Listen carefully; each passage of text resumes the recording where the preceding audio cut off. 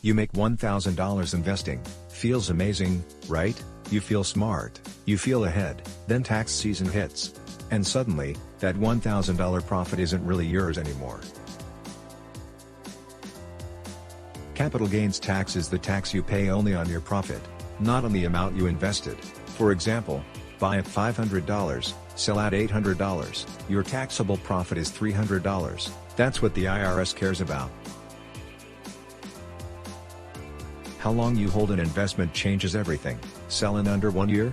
That's a short-term gain. Short-term gains are taxed like your regular paycheck, which usually means higher taxes. Hold for more than 1 year? That's a long-term gain. Long-term gains get lower tax rates. Let's say you make $1,000 profit. If it's short-term, you might owe $200 to $300 in taxes.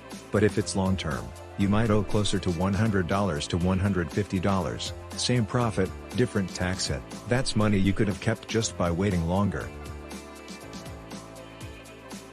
Traders who buy and sell frequently create short-term gains, which means higher taxes, surprise bills, and less money left over. That's why day traders often say, "I made money." But where did it go?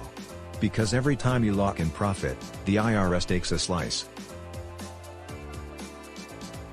A 10% gain isn't always really 10% after taxes. It might be 8%, 7%, or even less. So what matters isn't just what you make, it's what you keep. Understanding this changes how you view your returns.